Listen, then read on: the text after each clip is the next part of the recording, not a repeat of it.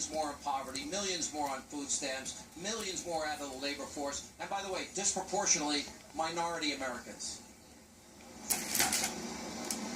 Well, other than having a phony stock market, and, you know, it's being fed all this cheap money, because that's what it is. I mean, the interest rates are so ridiculously low, which means people that used to want to live on their interest rate, they can't anymore. But the interest rates are so low. And it's a false stock market. It's a bubble, but it's a really false stock market. And other than that, it's a disaster. You look at our trade deficits. In May, we had one of the worst Mays we've ever had. And you look at the kind of a yearly trade deficit we have with everybody. Look at the trade deficit we have with China and Mexico and with Japan and with all of these countries that we trade with. We have the worst deals. We have the worst negotiators, or they're crooked, one way or the other. They're like Hillary. I mean, either they're crooked or they're bad negotiators, and they can't be that bad. You know, but it's interesting because that is the one issue that you and Bernie Sanders and his supporters agree on, because we certainly have taken away manufacturing jobs and factory work. I noticed on Meet the Press this weekend, you dealt with that issue and how you would deal with a company like Carrier that moves down to Mexico, takes their jobs with them, and then wants to sell their air conditioners up here in the United States. By the way, air conditioners that John Kerry is now saying are as dangerous as ISIS, just as a side note. Worse than ISIS. The air conditioner, they're worse than ISIS. By the way, you know, air conditioners is saving thousands of lives throughout the world in these climates that are very, very hot. And people used to die of heat, and now they're not. So if you add that in, but can you imagine he's saying that air conditioners are a bigger threat now than ISIS? I'll tell you, we have got problems in this country. We have to change these people so fast.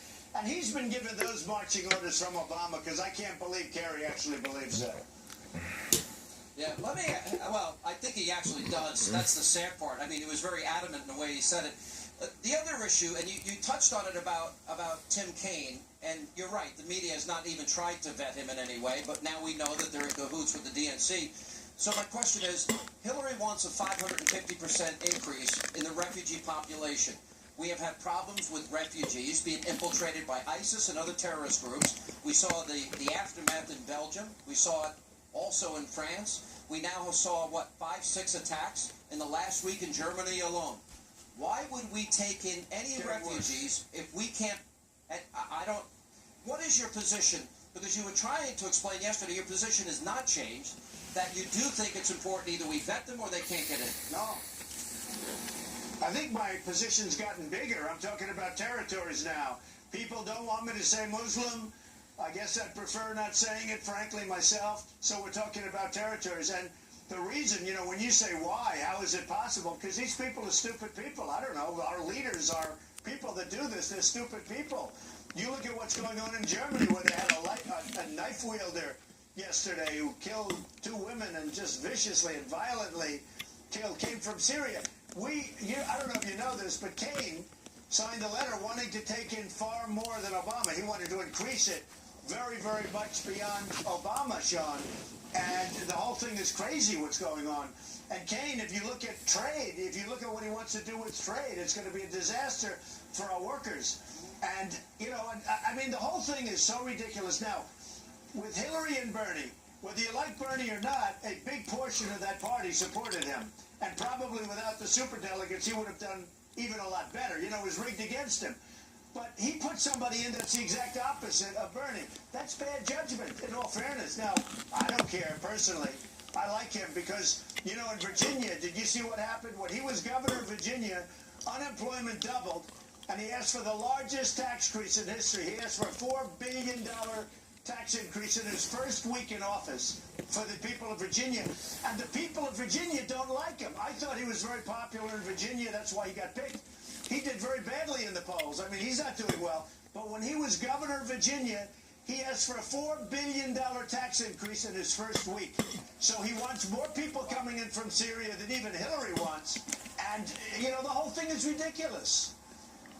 Yeah. And by the way, there's also the issue of, you know, you talk about talking to Hillary, but he has some ethical standards as well. He took $160,000 worth of gifts. Now, that became a big issue 100%. For Republican Governor Bob McDonnell, and it went to the Supreme Court. What is your reaction to that?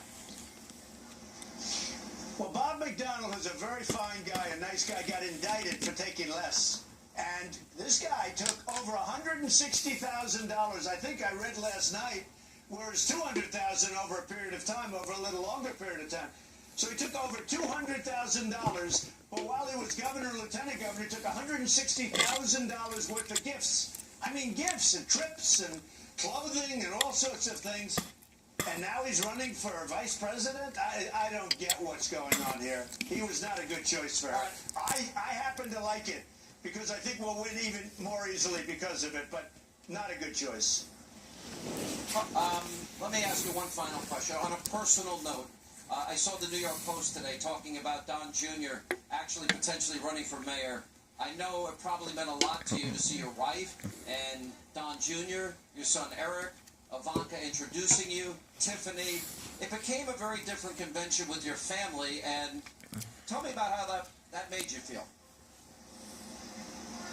Well, they did great, every one of them. Melania was great, and Ivanka, Don, Eric, Tiffany. Don's not going to run for mayor. No, he has no intention of doing that. He wouldn't want to do that. And as a Republican in New York City, it's a little bit of a difficult side, to put it mildly. Well, he'll leave it open. He said he'd leave the door open. Running for mayor in New York City. All right, I don't see that happening. I don't think that'll happen. But he's a very natural guy when it comes. I mean, he spoke like he's been doing it all his life. And it was really the first major speech he's ever made. And he spoke like he's been doing it all his life. I was very proud of him. And everybody else, they were all great.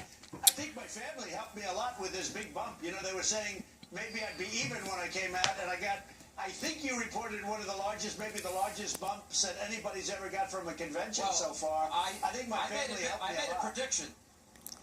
Look, they didn't lay a glove on Governor Pence. The convention went flawless. I know they tried to make a big deal about 2 lines. They don't mention Joe Biden as a plagiarist or that Obama has been a plagiarist. But in spite of that, I thought it was a pretty flawless convention and pretty smooth. We see more chaos here than you had 4 days in Cleveland for sure. What do you think of the lineup here when you see the association with pretty radical groups, Black Lives Matters, and a group that chants, what do we want, dead cops, when do we want it now? Well, I don't think much of the lineup. I think it's a boring lineup. I'll tell you what, we had a great convention. We had tremendous ratings. My final night, we blew it out, you know, when I made the final speech, which really got great reviews from everybody. In fact, the negatives, the haters, actually, all they said it was dark. But it wasn't dark. They said it was really well delivered, but dark. It was really very hopeful. It was really about hope. Because what's going to happen is we're going to fix the problems. I explained what the problem. I mean, they're shooting our policemen. So many different things are happening, but it was really a speech of hope. And I think we're going to do fantastically well. I just can't see anybody wanting 4 more years of Obama. And earlier, I also spoke to Donald Trump's running mate, Governor Mike Pence. Watch this. Joining us now is the vice presidential nominee for the Republican side, and that is Indiana Governor, I guess former Indiana Governor,